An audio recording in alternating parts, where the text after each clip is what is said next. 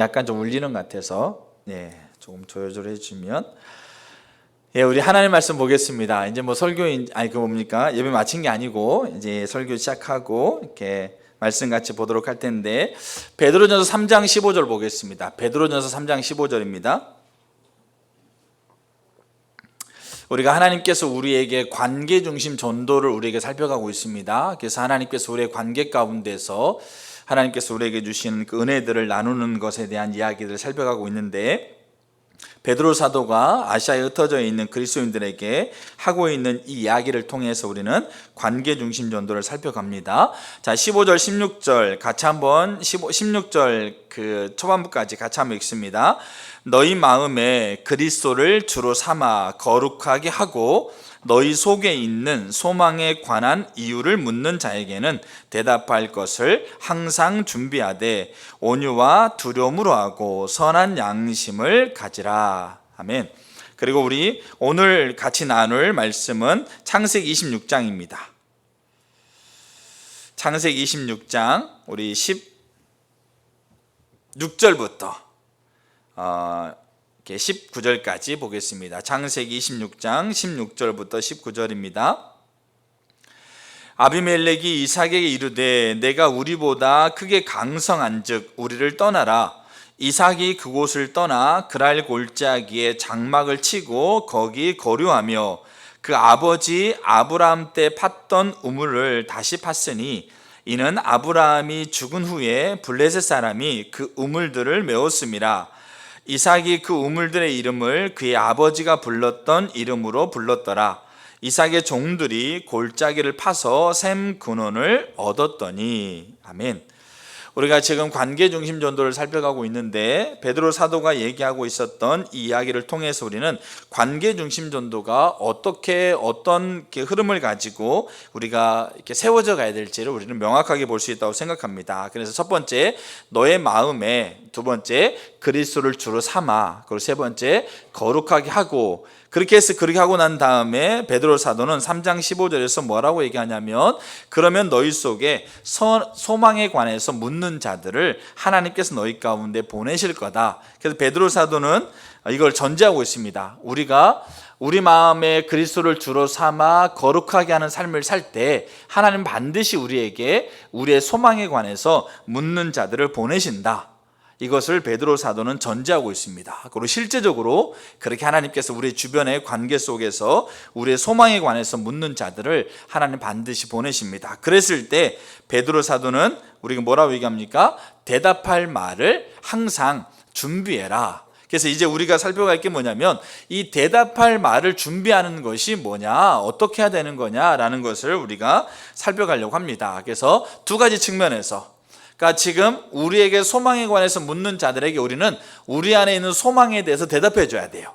그러니까 대답할 때 베드로 사도는 이 대답할 것을 항상 준비하고 있어라 라고 얘기합니다. 그래서 언제든지 우리에게 우리의 관계 안에서 조사하고 기도하고 다리 놓으면서 상대방의 필요를 채워가는 삶 가운데 우리에게 다가와서 소망에 관해서 물을 때 우리는 그들에게 대답할 것을 준비해야 되는데, 이 베드로 사도가 얘기하고 있는 대답할 말을 준비해라 라고 하고 있는 저는 이 말 속에 제가 묵상하면서 이런 마음 드는 것 같아요. 단순히 이거는 우리가 복음에 대해서, 예수님에 대해서 우리가 나누고 있는 그냥 이렇게 구원의 진리, 그거를 이렇게 달달달 외워가지고 준비하는 것 이상이겠다는 생각을 갖게 됐어요. 그러면 베드로 사도가 얘기하고 있는 준비하라, 그럼 뭘 준비해야 되지?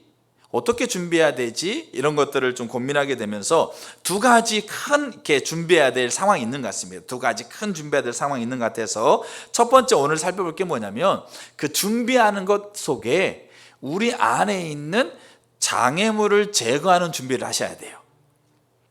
뭘 제거하라고요? 우리 안에 있는 장애물을 제거하는 준비를 해야 돼요.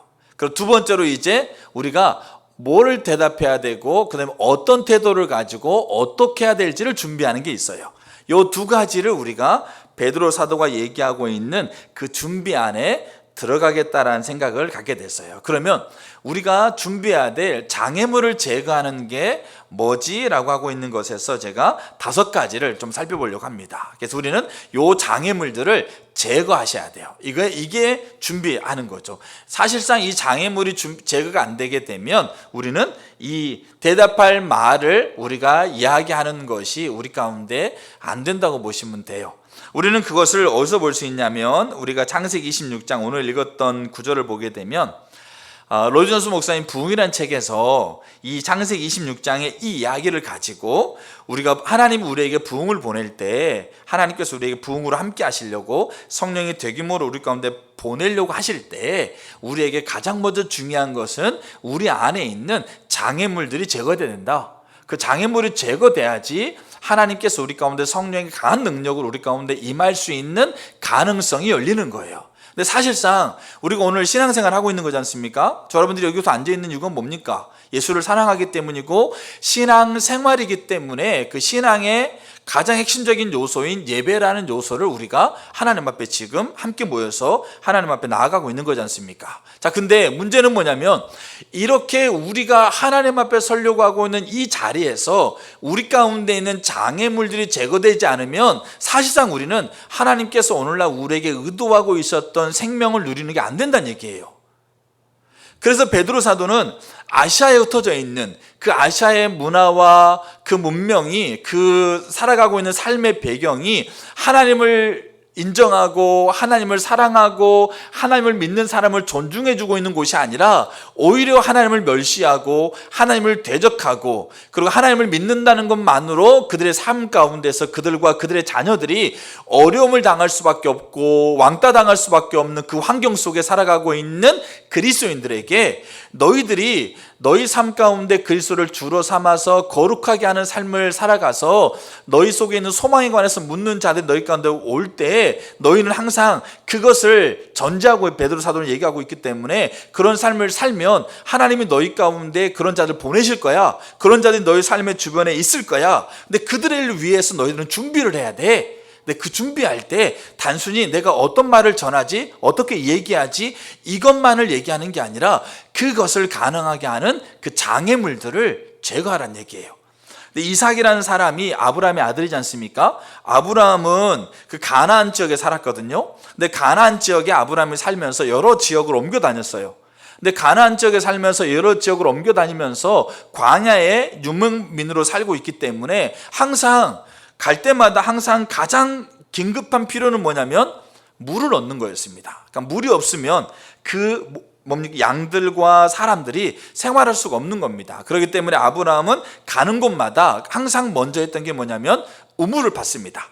그래서 우물을 파가지고 아브라함이 팔 때마다 하나님의 은혜를 부으셔서 그 광야 한복판에서 그 깊은 이 땅 밑에서 우물이 솟아나게 하셨거든요. 그래서 가나안 지역에는 아브라함이 팠던 우물들이 굉장히 많았습니다. 아브라함이 가는 곳마다 우물을 팠기 때문에. 그래서 이삭이라는 사람도 아브라함의 아들로서 이제 가나안 땅에 지내는데 여기 블레셋 땅에 가나안 지역에 있는 블레셋 땅에 지내다가 아브라함이 주신 은혜를 덧입어서 이삭도 그 땅에서 굉장히 하나님이 주신 은혜 가운데서 그 소유가 많아졌어요.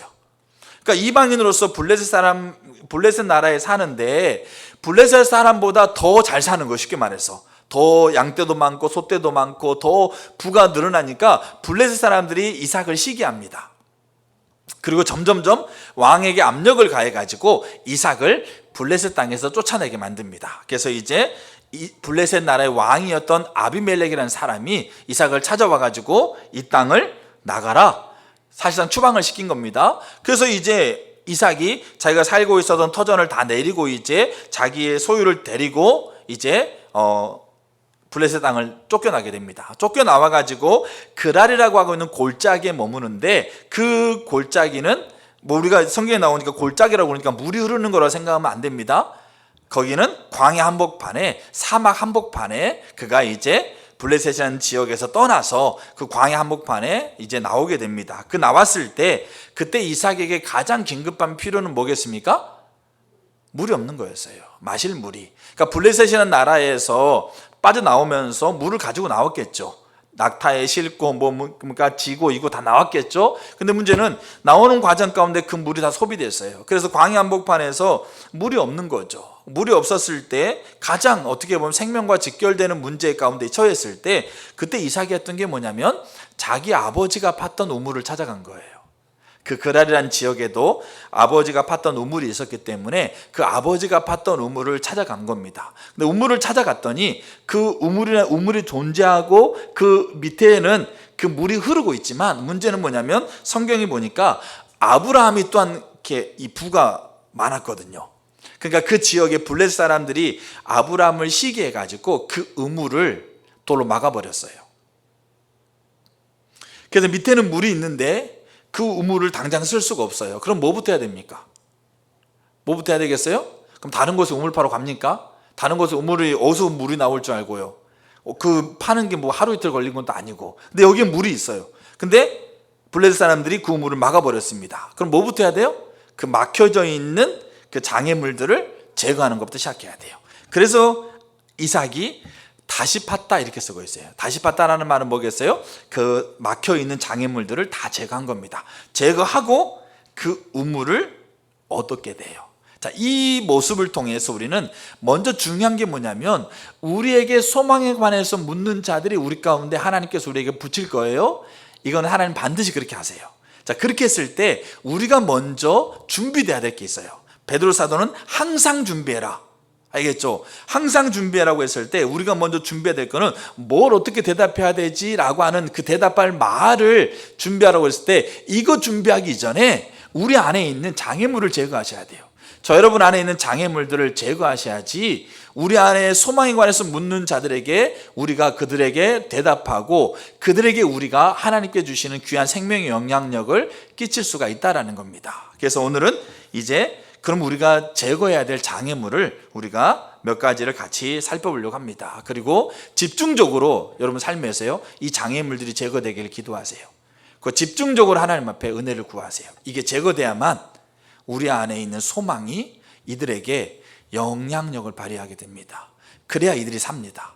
그래야 우리 관계 안에 하나님께서 보내주신 나로 하여금 살도록 하나님께서 보내주신 이 영혼들이 살게 됩니다. 근데 우리가 이 장애물들이 제거되지 않고 있기 때문에 사실상 우리가 이들에게 생명의 영향력을 끼치고 있지 못한다고 보시면 됩니다. 그래서 정말 집중적으로 하나님 앞에 은혜를 구하시고 이 장애물들을 잘 곰곰이 생각해 보시면서 내 삶에서 이게 반드시 제거돼야 됩니다. 이게 준비입니다. 베드로 사도는 준비하라고 그럽니다. 항상. 자, 그래서 5가지를 보려고 하는데 첫 번째, 소망에 관해서 묻는 자들이 올 때 우리 가운데 제거돼야 될 장애물 첫 번째가 뭐냐면 하나님과의 깨어진 관계의 장애물을 제거해야 됩니다. 무슨 장애물을 제거해야 된다고요? 하나님과 깨어진 관계의 장애물을 제거하셔야 됩니다. 하나님과의 관계가 올바르지 않으면 하나님의 생명의 근원이 차단됩니다. 이사야 59장 1절에 하나님 그렇게 얘기하고 계세요. 여호와의 손이 짧아서 구원하지 못함도 아니고 귀가 둔하여도 듣지 못함도 아니다. 하나님이 손이 짧아서 너희들한테 구원의 손길을 못 베푸는 것도 아니고 귀가 어두워서 너희들의 신음소리, 너희들의 소원을, 너희들의 마음을 듣지 못하는 게 아니란 얘기예요. 그러니까 하나님은 능히 그 일을 할 수 있는 거죠. 근데 왜 안 되느냐? 왜 우리는 생명을 못 누리느냐? 왜 하나님이 나의 신음소리를 못 들을 수밖에 없느냐? 하나님이 문제가 아니란 얘기죠. 2절에 뭐라고 그러냐? 오직 너희의 죄악이 너희와 너희 하나님 사이를 갈라놨다. 그러니까 우리가 가지고 있는 죄악이 나와 하나님 사이의 관계를 깨어났기 때문에 그 하나님이 가지고 있는 생명을 우리가 누리지 못하고 그 하나님이 가지고 있는 생명을 우리를 통해서 하나님께서 우리의 관계 안에서 흘러보내야 되는데 그 생명을 가로막고 있다는 얘기예요. 그래서 사도행 10장에서 예수님을 향해서 이렇게 얘기합니다. 하나님이 나사렛 예수에게 성령과 기름, 능력을 기름부터 타셨음에 저가 두루다니시면서 선한 일을 행하시고 마귀에게 눌린 모든 사람을 고치셨으니 이는 하나님이 함께 하셨습니다. 저 여러분들이 지금 하나님과 관계가 깨어져 있으면요 그 관계의 장애물을 걷어내지 않으면 우리 안에 있는 소망에 관해서 묻는 자들에게 생명을 흘러보낼 수 없습니다. 사실상 이 관계의 장애물이 제거되지 않으면 이게 하나님과 나와의 사이에서 생명을 누리는 관과 같은데 이 관이 가로막히고 있는 거예요. 이 가로막고 있는 이 것들이 제거되지 않으면 내가 생명을 못 누릴 뿐더러 조사하고 기도하고 다리 놓기 안 돼. 그리고 우리에게 복음에 관해서 우리에게 물어온 자들에게 우리가 말하고 있는 말이 영향력을 가질 수가 없는 거예요. 그래서 뭐가 장애물이 제거된다고요? 하나님과 나와의 관계가 깨어져 있는 것에 장애물이 제거돼야 돼요. 두 번째, 금방금방 가죠. 자, 두 번째, 기도하지 않는 장애물이 제거돼야 돼요. 뭐 하지 않는 장애물이 제거되라고요? 기도하지 않는 장애물이 제거돼야 돼요. 제가 이 말씀을 준비하면서 제가 하고 있는 기도를 유심히 살펴봤어요. 여러분, 이 기도를 여러분들이 하고 계시는 분이 있다고 한다면 정말 여러분들은 깨어 있는 거예요. 알겠죠? 그래서 저는 제가 기도하고 있는 기도 속에 제가 지금 나누려고 하고 있는 기도하지 않는 장애물이라고 하고 있는 게 무슨 의미인가를 잘 보셔야 돼요. 제가 나누고 있는 이 기도를 저는 제 삶에서 제가 생각할 때 한 10번도 안 했어요. 쉽게 말해서. 뭔 기도냐? 우리가 조사하고 기도하고 다리 놓기 있죠. 그럼 여기 기도하고 이 기도는 달라요. 그 조사하고 기도하고 다리 놓기에서 이 기도는 뭐냐면 우리가 하나님께서 우리가 상대방의 필요를 채워야 되는 게 사랑인데 하나님, 내가 상대방의 필요를 채울 수 있도록 저에게 은혜를 주세요. 나를 힘들게 하고 나를 괴롭히고 나를 비난하고 있는 자들 또한 그들의 필요를 채울 수 있도록 저에게 은혜를 주세요. 기도하라는 거예요. 그리고 제가 저들의 필요를 채울 때 내 생각이나 내 방법이 아니라 하나님의 인도를 따라서 저들의 필요가 뭔지를 볼 수 있도록 저에게 지혜가 되어주세요. 또 그 기도하는 거죠. 또 하나님, 저들에게도 하나님이 필요합니다. 하나님께서 은혜를 부으셔서 하나님의 긍휼과 자비를 저들에게 부어주세요. 자, 이게 기도하는 거예요. 그러면 여기에 기도하지 않는 장애물을 제거하는 준비는 뭐냐면, 하나님, 여러분 이렇게 기도하셨는가 한번 잘 보세요. 하나님, 내가 필요를 채우고 있는 저 대상이 저에게 와서 내게 있는 소망에 관해서 묻게 해주세요. 이 기도를 하지 않는다는 얘기예요. 이 기도를. 정작 제가 섬기고 제가 이웃과의 관계 안에서 그들을 선하게 대하고 그들을 필요를 채우기 위해서 하나님의 인도를 구하면서 필요를 채워가고 있지만, 정작 하나님, 내가 섬기고 있는 저 사람이 나에게 와서 소망에 관해서 나에게 묻도록 하나님 해주세요. 이 기도를 정작 하고 있지 않는다는 얘기예요. 여러분, 이 기도 혹시 하고 계신 분 계세요? 나에게 와서 나에게 있는 소망에 관해서 저 사람이 나에게 묻게 해주세요. 여러분, 이 기도 혹시 하고 계신 분 계세요? 그럼 여러분 정말 대단하신 분이에요. 제가 지금 책을 하나 읽고 있는데 브라이언 채플이 쓰고 있는 예수님의 이름으로 기도를 시작하라는 책이 있어요. 우리가 기도를 끝날 때, 기도의 끝에 우리는 어떻게 기도합니까? 누구누구의 이름으로 기도합니다. 누구 이름으로 기도합니까? 예수님의 이름으로 기도합니다 라고 기도를 끝내요. 근데 이 브라이언 채플이라는 목사님이 이런 얘기를 합니다. 우리의 기도는 대부분 이렇다.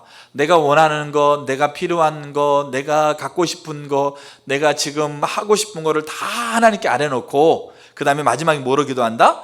예수님의 이름으로 기도합니다.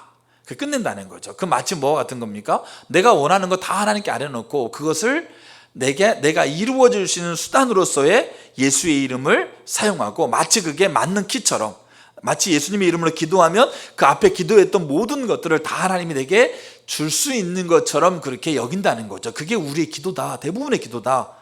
대부분의 사람들이 그렇게 기도한다는 얘기예요. 여러분의 기도를 한번 점검해 보세요. 근데 그렇게 하지 말고 예수의 이름으로 기도합니다라고 기도를 끝내지 말고 예수님의 이름으로 기도를 시작합니다라고 기도를 시작할 때 먼저 예수님의 이름으로 기도를 시작해라. 그러면 예수의 이름으로 기도를 시작한다는 말은 뭐겠습니까? 내가 원하는 것을 하나님 앞에 쭉 나열해 놓고 예수의 이름으로 기도합니다 끝내면서 이제 그 예수님의 이름이 내가 원하는 거 다 주는 그냥 맞는 키처럼 그렇게 사용하고 있는 게 아니라, 예수의 이름으로 기도를 시작한다고 한다는 말은 그 예수님이 원하는 것이 뭔가를 내가 기도한다는 의미다. 이게 예수님의 이름으로 기도를 시작하라는 말의 의미예요. 그러면 여러분, 우리가 예수님께서 가장 원하시는 것을 우리가 기도하는 겁니다. 그게 예수님의 이름으로 기도를 시작하는 거고 우리의 기도가 그렇게 바뀌어야 돼요. 그게 이제 이 책의 주 내용인데, 그러면 예수님이 가장 원하시는 게 뭘까요? 예수님이 가장 원하시는 것, 예수님이 이 땅에 오셔서 하셨던 가장 핵심적인 사역이 뭐라고 그랬습니까? 능력 베푸는 게 아니었습니다. 예수님이 이 땅에 오셔서 하셨던 가장 핵심적인 사역은 십자가였어요. 근데 그 십자가는 우리의 필요를 채워주시는 그분의 가장 위대한 사랑이면서 그분의 일이었다는 거예요. 그렇다고 한다면 그분이 가장 원하는 게 뭐겠습니까? 그분의 핵심적인 사역이 이 땅에서도 여전히 이루어지는 게 그분이 가장 원하시는 거란 얘기예요. 그럼 예수의 이름으로 기도를 시작한다라고 하는 말은 뭐겠습니까? 그분이 우리의 필요를 채우기 위해서 십자가를 지셨던 것처럼 나 또한 그분이 가지고 있는 핵심적인 사역을 위해서 나 또한 상대방의 필요를 채우기 위해서 그들에게 사랑을 가지고 다가갔을 때 내가 해야 될 기도는 뭡니까? 하나님, 그들이 나에게 다가오게 해주세요. 하나님, 그들이 나에게 와서 내게 있는 소망에 관해서 묻게 해주세요. 이게 베드로가 얘기하고 있는 준비예요. 우리는 이 기도를 해야 돼요. 근데 이 기도 안 해요. 여러분, 얼마나 이 기도 하셨어요? 내 관계 안에 있는 자들이 사랑의 필요를 채우기 위해서 내가 수고하고 섬기는 것까지는 해요. 그리고 그들에게 은혜가 부어져서 하나님, 그들이 하나님 믿도록, 그들이 복음 안에서 하나님의 자녀가 되도록 이런 기도도 해요. 근데 문제는 뭐냐면 정작 그 사람이 나에게 와서 내게 있는 소망에 대해서 묻기를 기도하지 않아요. 그러니까 안 와요. 근데 왜 기도하지 않을까요?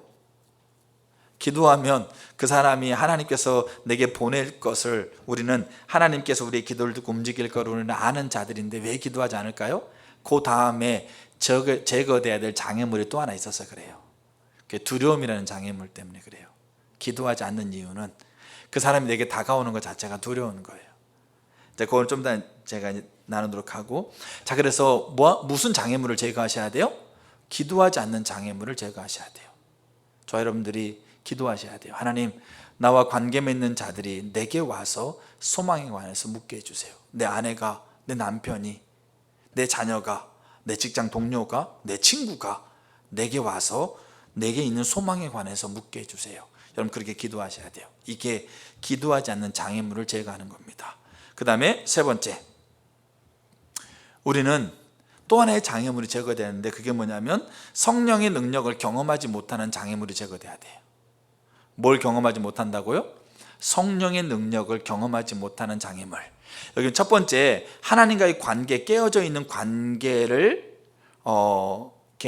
그 장애물을 제거하라고 그랬지 않습니까? 이거는 하나님을 근심케 하는 것과 연결된다고 한다면, 여기 성령의 능력을 경험하지 못하는 장애물은 성령께서 우리 가운데 능력을 임하는 것을 의미한다고 보시면 돼요. 자, 근데 우리는 여기는 두 가지가 있어요. 뭐가 있냐면, 우리는 오늘날 신앙인들 있지 않습니까? 장애를 가지고 있는데, 어떤 장애를 가지고 있냐면 이론적으로는 하나님 알아요. 교리적으로는 하나님 알아요. 그 십자가가 어떤 의미를 가지고 어떻게 이 땅에 와 있는지에 대해서 이론적으로 우리는 안다는 얘기예요. 그리고 그것을 동의해요. 근데 문제는 뭐냐면 그 십자가가 의미하고 있는 인격체신 예수 그리스도를 만난 적이 없어요. 우리가 그 인격체신 하나님을 경험하지 못하니까, 그 인격체신 하나님을 경험하지 못함을 통해서 우리는 교리적으로 알고 있고 그 다음에 이론적으로 알고 있지만 그 인격체 되신 하나님을 경험하지 못하기 때문에 우리가 얘기해 줄 게 없는 거예요. 그 또 하나는 뭐냐면, 이 성령의 능력을 경험하지 못한다는 것은 지금 성령이 내게 임하고 있는 그 성령의 능력을 우리가 경험하지 못하는 게 있어요. 자, 그거를 우리가 어디서 볼 수 있냐면 고린도전서 2장 1절 한번 성경 한번 띄워봐 주실래요? 고린도전서 2장 1절입니다. 자, 성경을 보시게 되면 제가 한번 읽어볼게요. 바울이 그렇게 얘기하고 있는 거죠. 고린도전서 2장 1절에서 바울이 뭐라고 그러냐? 자, 형제들아, 내가 너희에게 나아가 하나님의 증거를 전할 때, 여기 뭘 전한다고 그랬어요? 고린도전서 2장 1절에 형제들아, 내가 너희에게 나아가 하나님의 증거를 전할 때, 여기 이게 무슨 말이겠어요? 이게 복음을 전한다는 말이에요. 알겠죠? 복음을 전한다는 말인데 하나님의 증거를 전할 때 이 전할 때라는 것을 바울은 어떻게 이 헬라어 이 성경에서 시제를 썼냐면 현재 능동으로 썼어요. 현재. 그 말은 뭐냐면 바울이 지금 얘기하고 있는 요점은 이거예요. 바울이 과거 어느 한 시점에서 복음을 전했을 때의 이야기를 쓰고 있는 게 아니라 현재라고 하고 있는 것은 지금까지 계속되고 있는 사건을 가리킨다는 얘기예요. 그럼 지금 바울이 지금 얘기하고 있는 이 점은 뭐겠습니까? 내가 지금도 그리스도의 복음, 하나님의 복음을 너희에게 증거하고 있는 지금 이 시간, 이걸 얘기하고 있는 거죠. 과거 어느 시점이 아니고 지금 이 시간, 그때 말과 지혜의 아름다운 것으로 아니하였나니 2절에 내가 너희 중에서 예수 그리스도와 그가 십자가에 못 박히신 것 외에는 아무것도 알지 아니하기로 작정했다. 자, 그러면 한번 저를 보세요. 지금 바울이 이 시간, 현재 이 시간에 너희들에게 복음을 전하고 있을 때 바울은 지금 누구만 알기로 작정했다고요? 하나님 그리고 예수 그리스도만 알기를 작정하고 있다는 얘기죠. 자, 복음을 전할 때 바울은 지금 과거 어느 시점에 한번 복음을 전하는 게 아니고 매 순간 복음을 전하고 지금 복음을 전하고 있는 지금 이 순간에도 나는 하나님만 알기로 작정한다, 이렇게 얘기하고 있는 겁니다. 자, 그러면 왜 바울은 복음을 지금 전하고 있는 이 시점에서 하나님만 알기로 작정하고 있을까? 왜 그럴까요? 그게 3절과 4절에 그 이유를 설명하고 있어요. 자, 3절에 뭐라고 그러냐? 내가 너희 가운데 거할 때 약하고 두려워하고 심히 떨었다. 4절에 내 말과 내 전도함이 설득력 있는 지혜의 말로 하지 아니하고 다만 성령의 나타나심과 능력으로 하여, 이렇게 돼 있어요. 그러면 지금 복음을 전할 때 사도 바울이 하나님과 예수 그리스도만 알기로 작정하고 있는 게 뭐냐면 하나님과 예수 그리스도를 아는 그 바울의 중심의 하나님을 향한 태도와 자세를 통해서 누가 뒷받침한다고요? 성령이 그 바울에게 능력으로 임하셔서 그 능력이 복음을 전하는 것을 뒷받침하고 있다. 그렇기 때문에 나는 하나님만 알기로 작정한다, 이렇게 얘기하고 있다는 얘기죠. 좀 요 말이 이해가 되셔야 됩니다. 자, 그랬을 때 바울은 그러면 이 하나님 알기로 작정했을 때 바울은 성령의 능력이 그에게 뒷받침되어서 복음을 전하는 자들에게 복음을 깨닫게 하도록, 아무리 강팍하고 아무리 하나님을 대적하는 자일지라도 성령의 능력이 나타나서 그에게 성령의 능력으로 하나님을 드러내버리면 그 사람이 하나님을 부인할 수가 없는 거예요. 그래서 바울은 자기가 말로 설득하려고 하는 게 아니라 자기가 가지고 있는 걸 가지고 준비했던 걸 가지고 하려고 하는 게 아니라 성령께서 그 능력으로 뒷받침하셔서 그 사람에게 하나님이 누구인지를 드러내는 그 놀라운 성령의 능력을 하나님께 구하면서 그가 하나님만 알기로 작정한다는 말을 얘기하고 있다는 거죠. 그러면 이 바울은 왜 그렇게 하고 있냐 이거예요. 왜 그렇게 하고 있느냐? 왜 그렇게 하고 있을까요? 성령의 능력이 어떠한 능력인지를 아니까 그렇게 하고 있다는 얘기예요. 그 능력을 경험하지 못하고 있다면, 그 능력을 알지 못하면 그 능력이 뭔지를 모르는데, 여러분 성령의 능력이 뭔지 아세요?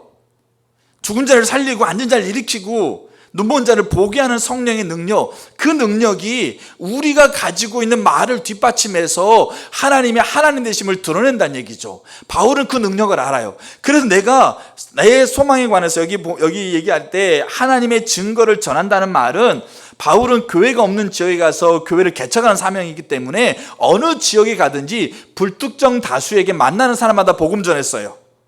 근데 바울은 만나는 사람마다 복음 전하는 것이 바울의 복음 전하는 게 전부가 아니었어요. 그럼 뭐가 또 있겠어요? 바울은 직업이 텐트를 만드는 사람이었습니다. 그러니까 텐트를 만들면서 텐트를 팔기도 하고 텐트에 주문을 받기도 하고, 그러면 텐트를 만들어가지고 자기의 생계를 끌어갔을 거 아닙니까? 그러면 텐트를 만들 때 그 재료를 사는 사람들, 그 텐트를 주문하는 사람들, 텐트를 만들어가지고 그 텐트를 파는 사람들, 이 수많은 관계 속에서 자기가 상대방의 필요를 채우면서 뭘 기도하기 위해서 하나님, 저 사람이 내게 있는 소망에 관해서 물어오게 해주세요. 저 사람이, 내가 지금 거래하고 있는, 내가 지금 텐트 맞는 재료를 사고 있는 저 사람이 내게 있는 소망에 관해서 묻게 해주세요. 내가 지금 텐트를 만들어 가지고 저 사람에게 주고 있는 저 사람이 내게 있는 소망에 관해서 묻게 해주세요. 기도했을 거 아닙니까? 그러면서 그가 자기에게 와서 자기에게 있는 소망에 관해서 물었을 때, 그때가 그가 하나님의 복음을 증거할 때란 얘기예요. 그때 바울은 그 순간에 하나님만 알기를 작정했다는 얘기입니다. 내가 지혜로 설득하려는 것도 아니고, 내가 그 사람을 잘 구슬려 가지고 교회 나오게 하는 것도 아니고, 오직 나는 하나님 알기를 작정한다. 왜? 그때 성령의 능력이 내게 임하여서 내가 나누고 있는, 다음 주에 알겠지만, 내가 말로 표현하고 있고 내가 그렇게 나누고 있는 이 말을 뒷받침해서 그 사람이 아무리 강박하고 아무리 하나님을 부인한다 할지라도 부인할 수 없이 강박한 것을 무너뜨릴 수 있는 강한 능력으로 성령이 임한다는 것을 바울은 알기 때문에, 그러려면 바울은 성령의 능력을 알았어요. 성령의 능력을 경험했다는 얘기예요. 릭 조인하는 목사님이 오늘날은 성령의 능력이 끝났다, 성경이 쓰여지고 난 다음에 이제 우리의 신앙은 성령을 따라가는 게 아니다, 우리의 신앙은 성경의 말씀대로 성경 말씀을 열심히 연구해가지고 성경 말씀을 잘 지키는 게 우리의 신앙이다. 그럼 하나님께서 우리의 약속하시는 은혜를 주신다. 그렇게 가르치고 있는 교단에서, 교회에서 신앙생활하고 거기에서 신학을 가고 그 교회 목사로 그 목회하고 있는 그 릭 조인하는 목사님이 어느 사건을 속에서 지금도 성령의 능력이 지금도 존재한다, 지금도 성령은 살아 역사한다, 이거를 성경을 통해 발견하고요, 그리고 지체들한테 가르친 거죠. 그러면서 고민해서, 왜 사람들이 지금도 성령의 능력이 지금도 살아있는데, 죽은 자를 살리고 앉은 자를 일으키고 눈먼 자를 보게 하고 그 성령의 능력이 버젓이 지금도 살아 역사하는데 왜 사람들이 그 성령의 능력을 구하지 않고 있을까? 왜 그 성령의 능력을 사모하지 않고 있을까? 고민했단 얘기예요.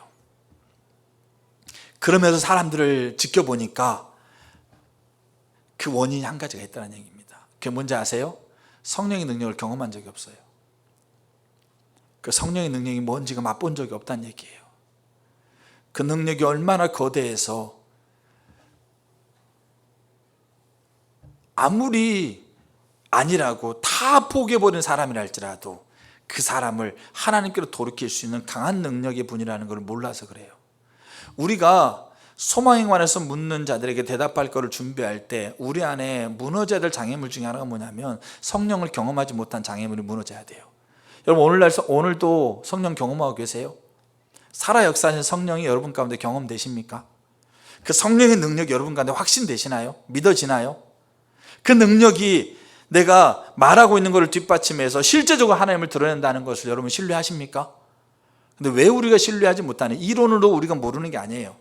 이론으로 우리가 성령이 지금도 역사한다는 거 우리는 부인하고 있지 않아요. 그걸 동의합니다. 근데 문제는 뭐냐면 그 성령을 지금 내 삶에서 경험 못하고 있는 거예요.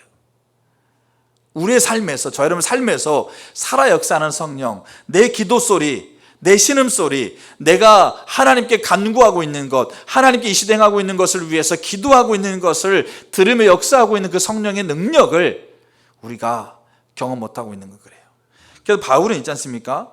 복음을 전할 때 아까 얘기했던 불특정 다수에게 노방전도 하는 거와 똑같은 거예요. 노방전도 할 때, 그리고 그 관계 안에서 자기에게 소망을 물어오는 자들에게 대답할 말 가지고 대답할 때, 그때 바울은 그게 성령의 능력으로만 가능하다는 걸 알기 때문에 집중적으로 하나님 알기를 구했어요.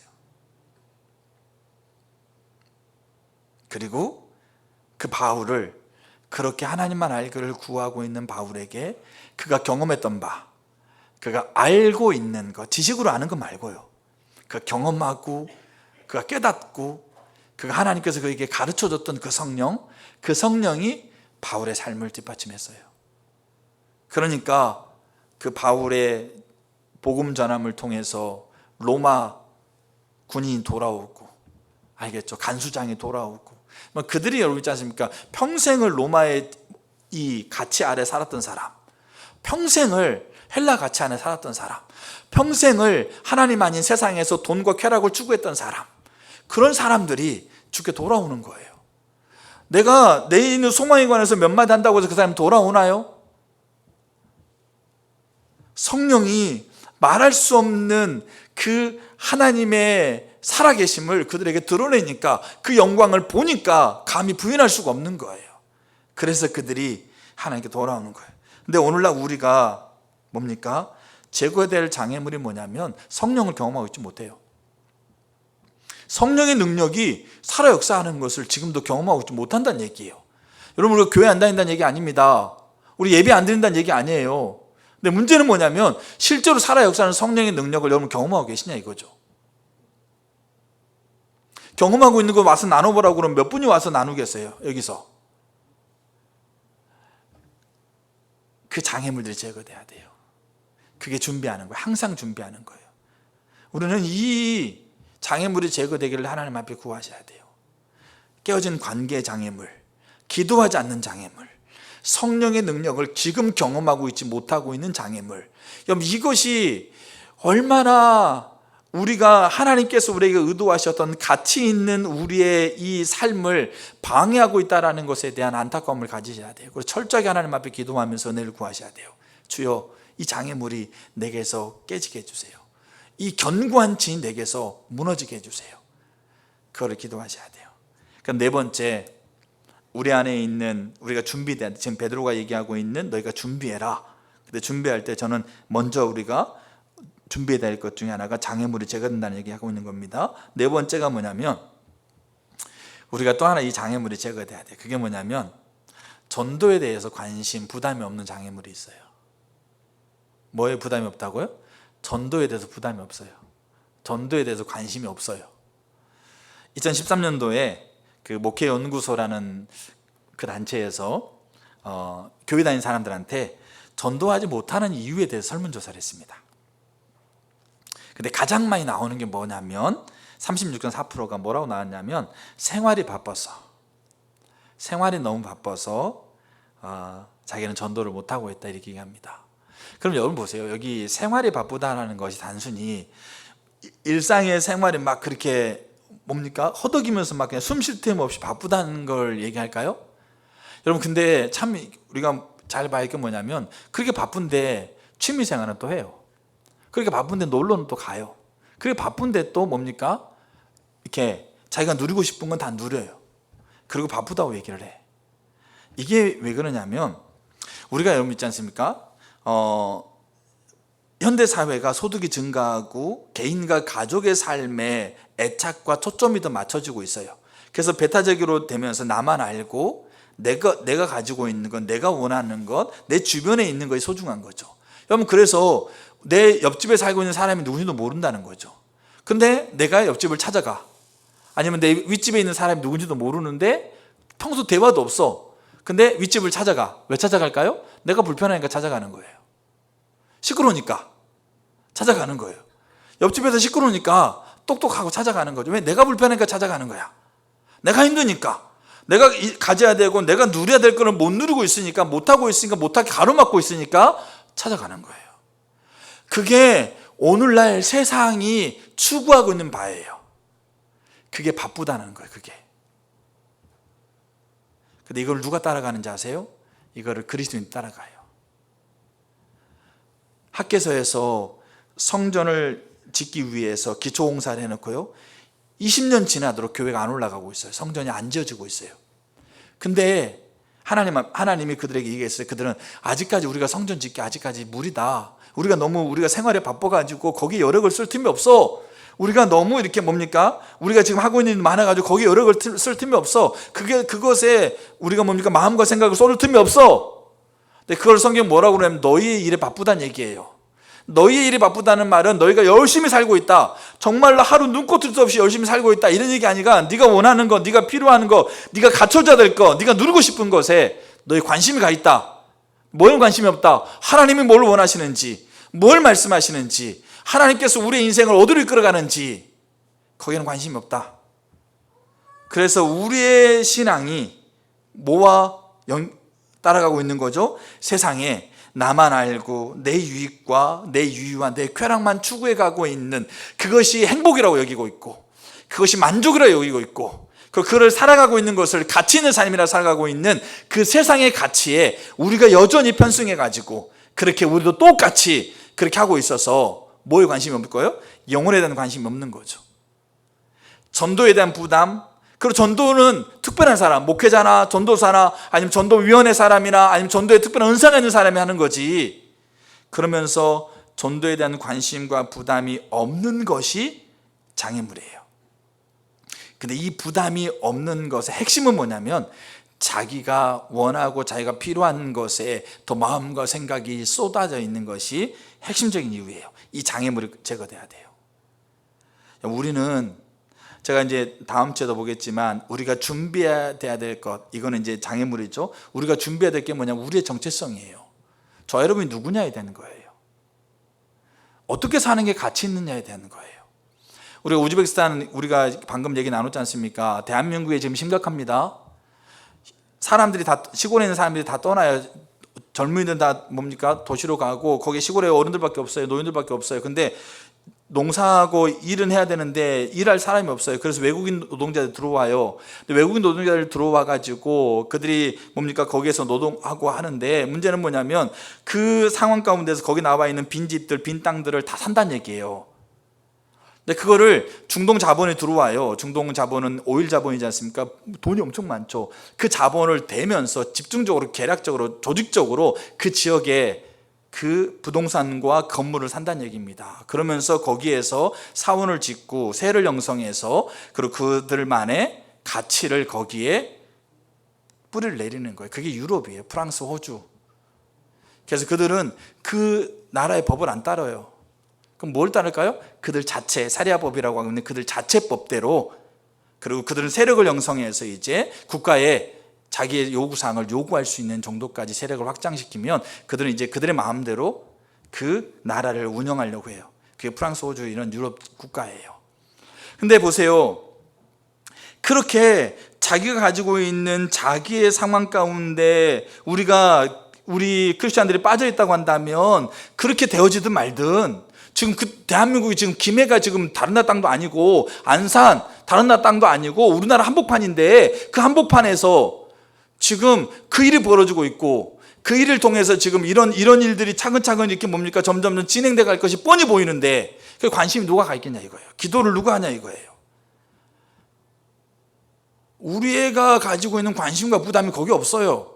그럼 뭐에 관심이 있습니까? 지금 내가 필요하고 내가 원하고 내가 당장 해야 될 것, 여기에 우리의 관심과 우리의 생각이 가 있는 거예요. 그렇게 하다 보니까 사랑은 상대방의 필요를 채우는 거다. 사랑은 상대방의 필요를 채우면서 그 상대방 안에 하나님을 섬기고 영광을 드러내는 거다. 아무리 얘기해도 그것에 대한 부담감이 없는데, 그것에 대해서 관심이 없는데, 그러면 나에게 소망에 관해서 물어오는 자들에게 대답할 말을 준비하라고 하면서 그거를 준비를 하겠냐 이겁니다. 관심이 있어야, 거기에 내 시선이 가야 내가 뭘 하더라도 알아보고 준비할 건데 거기에 관심조차 없으니까 준비를 안 하게 되는 거예요. 그래서 이 장애물이 끊어져야 돼요. 우리가 이 장애물이 끊어지지 않으면 우리는 대답하는 말을 준비하는 것 자체가 우리는 안 되는 거예요. 여러분, 뭐에 관심이 가지세요? 주변에 영혼들에 대한 관심이 있으세요? 그게 네 번째입니다. 그리고 다섯 번째, 이제 마지막으로 한 가지가 뭐냐면 두려움이라는 장애물을 제거하셔야 돼요. 두려움. 어떤 목사님이 그러더라고요. 사람은 스스로 두려움이라는 체면을 걸고 있다. 그리고 하지만 디모데후서 1장 7절에 하나님이 우리에게 주신 것은 두려움이 아니다. 우리가 제가 다음 주에 보겠지만 이 베드로 사도가 대답할 말을 준비하되 온유와 두려움으로 하고 선한 양심을 가져라. 이게 두려움 있지 않습니까? 이 두려움하고 이 두려움은 다릅니다.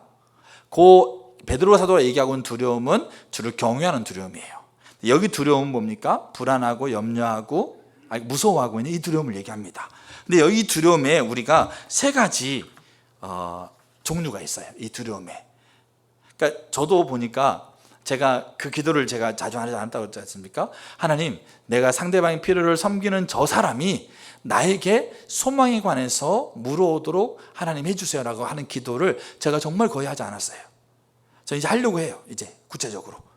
근데 그럴 때 제가 그렇게 기도하지 않았던 이유 중에 제가 곰곰이 살펴보니까 제 안에 두려움이 있더라고요. 어떤 두려움이 있냐면, 첫째가 뭐냐면 자기 자신에 대한 두려움이 있어요. 자기 자신, 잘 준비되지 않는, 그 다음에 창피당할까 봐.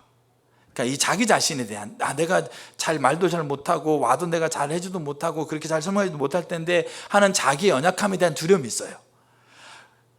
하나님이 예레미야를 이 나라가 멸망하는 그 시대에 예레미야를 하나님 불렀어요. 예레미야 1장에. 근데 예레미야 1장 6절에 예레미야 이렇게 대답합니다. 하나님, 내가 참 슬픕니다. 예레미야에게 하나님께 네가 선지자로 가라. 알겠죠? 내가 널 선지자로 세웠다.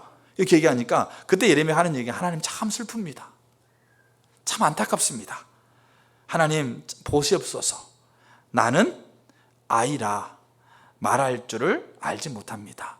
여기 뭡니까? 이 예레미야가 이제 뭐 웅얼웅얼하면서 말 못한다는 얘기 아니잖아요. 이게 뭡니까? 자기를 보는 거예요. 하나님 선지자로 가라 그렇게 있는데 내가 나를 보니까 그렇게 할 수 없는 것 같아. 내가 나를 보니까 잘 준비도 안 되고 그것도 창피당하는 게 내가 너무 이렇게 뭡니까? 그거를 견딜 수 없고 이런 내 모습을 보니까 내가 누가 나한테 다가와도 다가오는 게 두려운 거야. 제가 어느 날 저기 시청의 길을 걸어가다가 이제 좀 있으면 마칩니다. 시청 길을 걸어가는데 저 앞에서 저를 뻔히 쳐다보고 누가 다가오는 거죠. 그러니까 제가 일부러 모른 척해서 이렇게 해줬어요. 왜 그러냐면 다가오는 사람이 외국 사람이었어. 그러니까 내가 모른 척했어. 그래서 모른 척 하면 딴 데 가겠지. 근데 계속 오는 거야. 그래서 제가 계속 땅만 쳐다보고 있다가 이렇게 모른 척 했는데 저 앞에 딱 서요. 그래서 excuse me 이렇게 하는 거죠. excuse me 뭐 이렇게 그러면서 그 시청에서 조선호텔 뭐 이러면서 이제 어디 가냐고 영어로 물어보고 대충 조선호텔 뭐 얘기하니까 알 것 같아. 그러니까 제가 이제 얘기를 해줘야 되는데 분명히 조선호텔 저기 있는지 알겠어. 근데 자 여기서 길을 건너서 쭉 가세요. 이렇게 얘기를 해야 돼요. 자 근데 이 건너다는 말이 생각 안 나는 게 건너다 이렇게 어떻게 해야 되지? 그래서 이게 건너다는 게 생각이 안 나가지고 어떻게 했냐면 그러겠더니 이 사람이 또 이렇게 가는 거야. 그러니까 무슨 말이냐면 두려운 거예요. 두려운 거. 그 사람이 내게 다가오는 것 자체가 두려운 거예요. 여러분들 길 가다가 외국 사람들 여러분 앞에 똑바로 서 다가오면 여러분 어떻게 하세요? 두려운 거야. 근데 와가지고 안녕하세요 이렇게 하면 되는데 와가지고 막 쏠라쏠라 거리면 내가 뭐 그 말은 뭔지도 모르겠고 내가 이걸 어떻게 대답할지도 모르니까 두려운 거야. 이게 그 말이에요.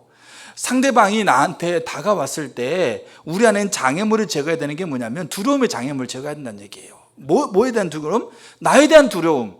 내가 제대로 말할 수 있을까? 내가 이것 때문에 창피당하는 게 아니라 내가 이 창피당하는 나 정말 내가 창피당한 나도 못 견디는데 그러면서 회피하는 거예요. 나를 쳐다보기도 전에 이미 딱 반경에 외국 사람이 있으면 바로 그냥 돌아서 가는 거죠.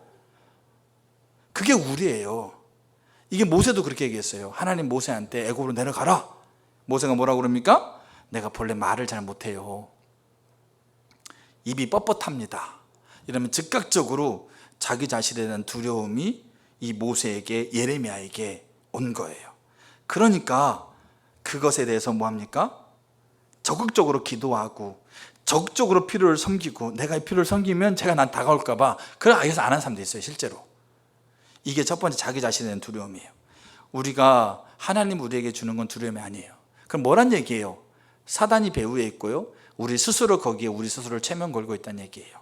그다음 두 번째 어떤 두려움이 있냐면 나에 대한 두려움뿐만 아니라 내가 이제 이런 얘기를 했을 때 상대방이 어떤 반응을 취할까에 대한 두려움이 있어요. 거절 아니면 나한테 물어오는데 내가 대답했는데 거기에 대해서 화를 내. 그리고 부정적인 질문. 그러니까 내가 알지도 못하는 이야기들 나한테 질문을 쏟아부어 가지고 내가 그 상대방의 그 반응에 내가 잘 대답하지 못할 것 같은 그 이 부정적인 질문을 상대방이 해올까 봐. 사실 있지 않습니까? 우리의 소망에 관해서 물어온 자들이요, 그들이 가지고 있는 궁금증을 우리에게 질문합니다. 근데 그 질문이 다 어디 나온 질문인지 아세요? 인터넷에 떠돌고 있는 질문들이에요. 다 부정적인 질문들, 다 성경에 오류가 있다는 질문들, 다 하나님의 존재를 부인하고 있는 것에 대한 질문들. 그 질문들을 우리 가운데 쏟아낸다는 얘기예요. 왜? 그들은 궁금하니까. 근데 문제는 뭐냐면 내가 거기에 대해 다 대답하지 못할 것 같은 그 상대방의 이 부정적인 질문들을 나한테, 그 내가 그들이 하고 있는 질문들에 대한 두려움이 내게 있는 거죠. 내가 그들에게 얘기했을 때 그들이 내가 얘기하고 있는 반응에 얘기하고 있는 것에 그들이 받아들이는 반응도 있을 수 있지만 오히려 더 화를 내기도 하고 조소를 겪기도 하고 그 다음에 비난하기도 하고 있는 그 반응들, 그런 것들에 대한 두려움이 우리에게 있다라는 거예요. 근데 기억해야 돼요. 그 두려움은 우리에게 하나님이 주신 게 아니다. 그럼 뭔 두려움을 가져야 돼요? 주를 경외하는 두려움을 가지라는 얘기예요. 그래서 그 또 하나가, 두려움이 또 하나가 있어요. 여기 같이 연결되어 있는 거지만 굳이 분리하자고 한다면 결과에 대한 두려움이 있어요. 결과는 뭐겠습니까? 우리는 즉각적인 결과를 원해요. 내가 복음을 전했을 때 그 복음 전하는 걸 듣고 내 소망을 얘기했을 때 그 사람이 뒤집어져 버렸어. 근데 그렇게 되는 경우는 거의 없습니다. 한 번 얘기 듣고 뒤집어지는 경우는 정말 하나님의 강권적인 은혜가 부어져 있는 거라고 보시면 돼요. 근데 거의 그런 경우는 거의 드물다고 보시면 돼요. 근데 문제는 뭐냐면 우리는 그 결과에 대한 두려움이 있어요. 마치 안 되면 어떻게 할까, 실패하면 어떻게 할까에 대한 그 두려움들, 그러니까 요 두려움들이 우리 가운데, 이 장애물들이 제거돼야 돼요. 자, 보세요. 첫째, 깨어진 관계에 대한 장애물. 둘째, 기도하지 않는 것에 대한 장애물. 셋째, 성령의 능력을 경험하지 못하는 것에 대한 장애물. 그 다음에 부담이 없는 것에 대한 장애물, 두려움에 대한 장애물. 이 장애물을 깨트리는 것이, 이 장애물을 무너뜨리는 것이 준비예요. 그럼 이 준비가 어떻게 가능할까요? 이 준비가 가능한 것은 하나님께 동의하고 순종할 때만 가능합니다. 아무리 앉아가지고요, 이것에 대해서 수백 시간을 연구한다고 해서 깨지지 않아요. 이것에 대해서 성경적인 근거를 달달달 찾고 달달달 외운다고 해서 깨지지 않아요. 아무리 하나님과 관계에서 나의 죄악이 하나님과 관계를 가로막는다는 것을 성경적인 근거를 가지고 1000페이지, 10,000페이지 글을 써도 하나님과 관계 회복되지 않아요. 그럼 어떻게 회복돼야 돼요? 나의 죄악이 나와 하나님과의 관계를 깨뜨렸구나, 그걸 하나님께서 내게 가르쳐주고 내게 깨닫게 하셨을 때 그 죄악에, 그 하나님의 깨달음을 동의하고 그 죄악을 회개하고 회개합다는 열매를 맺을 때 그때야 관계 회복돼요. 그래서요, 이 준비는 뭐겠습니까? 하나님 앞에 우리가, 하나님, 내게 있는 장애물이 깨지게 해주세요. 나는 한 번도 나를 힘들게 하는 내 아내가, 나를 힘들게 하는 내 부모가 내게 와서 내게 있는 소망에 관해서 물어오기를 기도한 적이 없었어요. 제가 그렇다는 얘기 아니고, 그러면 기도하는 거죠. 장애물, 그게 순종하는 거죠. 그렇게 기도하면 저 사람이 진짜 나한테 올 수도 있으니까. 근데 우리는 나를 힘들게 하는 사람을 내가 싫어하기 때문에 우리는 그 사람에서 기도하고 있지 않을 수도 있어요. 근데 뭐 하셔야 돼요? 이제 이 장애물이 무너져야지 이제 이 대답할 말을 준비하는 것, 이 부분이 이제 시작된다는 것을 아셔야 돼요. 그렇기 때문에 하나님께 동의하고 기도하시는 거예요. 능력 치유를 썼던 전윤보 목사님이 그 하나님께서 치유를 말씀하시고요, 그 교회 설교하고 나서 아픈 사람 앞에 나오게 했어요. 그리고 매주마다 그 아픈 사람에서 기도했습니다. 근데 안 낫는 거예요, 사람이. 10개월 동안 매주 예배 때마다, 수요 예배, 금요 기도회, 주일 예배 때마다 아픈 사람을 초청해서 기도하는데 똑같은 사람이 계속 나오는 거죠. 근데 계속 기도해도 한 명도 안 낫는 거죠. 10개월 동안 포기하고 싶었고 안 하고 싶었고 하나님이 그 말을 하고 있는 것에 귀를 닫아보고 싶었는데, 그래도 하나님께서 말씀하시고 성경이 그렇게 얘기하고 있으니까 그걸 10개월 동안 했다는 얘기예요. 그 10개월이 지난 지점에 어떤 사건을 통해서 하나님이 그에게 급속도로 치유의 능력을 부으세요. 그가 살고 있는 도시 자체가 미국 전역에서 어느 도시보다 아픈 사람이 현저하게 떨어지는 그 강력한 능력을 발휘합니다.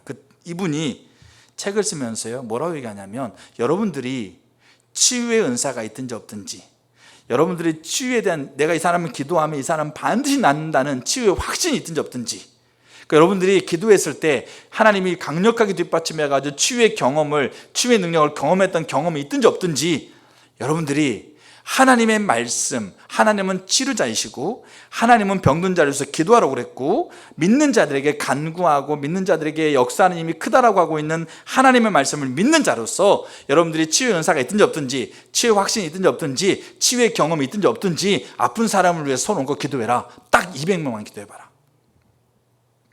아픈 사람에게 손 얹고 치유가 되든지 안 되든지, 치유 확신이 있든지 없든지, 치유의 경험이 있든지 없든지 딱 200명만 손 얹고 기도해봐라. 그럼 하나님 반드시 고친다는 거예요. 그게 투핸드레 클럽이에요. 우리가요, 하나님께서 우리에게 주고 있는 이 하나님의 이 위대한 사역에 우리 인생을 초청하고 있는 것만으로도 우리는 감격해야 돼요. 가치 있게 여기면서 감사해야 돼요. 근데 우리가 이 감격하고 감사해야 될 이 일에 우리가 지금 서가는 과정 가운데 우리 자신을 준비해야지만이, 베드로 사도가 얘기했는 것처럼 항상 준비하고 있어야지 그 일들을 그 자리에, 그 걸음걸음에, 하나님이 우리에게 붙이시고 보내시는 그 걸음걸음에 우리가 발맞춰 걸어갈 텐데, 그 준비의 한 과정으로서 저 여러분 가운데 있는 장애물들을 제거하신다는 거예요. 이 5가지의 장애물들을 하나님 은혜 가운데서 제거되기를 구하세요. 그렇게 그것부터 시작하세요. 그리고 다음 주에 우리가 준비해야 될 것들을 하나님, 이거를 우리가 실제적으로 준비할 수 있도록 우리에게 은혜를 부어주세요라고 또한 기도하시는 거죠. 저 여러분 가운데 깨어진 관계, 기도하지 않는 것, 성령의 능력을 경험하지 못한 것, 기도에, 전도에 대한 부담이 없는 것, 그리고 두려움에 대한 장애물들이 예수 이름으로 깨어지길 선포합니다. 여러분들 가운데 깨어주시면 하나님 우리 관계 가운데 붙여놓고 있는 수없이 많은 사람들 다시 보일 거예요. 저 여러분 가운데 그런 은혜가 있기를 축복하고요, 그렇게 하나님 앞에 그런 은혜를 이렇게 부어달라고 각자 하나님 앞에 서는 시간들이 그렇게 됐으면 좋겠습니다. 아멘. 우리 찬양 같이 하고 하나님 앞에 같이 기도했으면 좋겠습니다.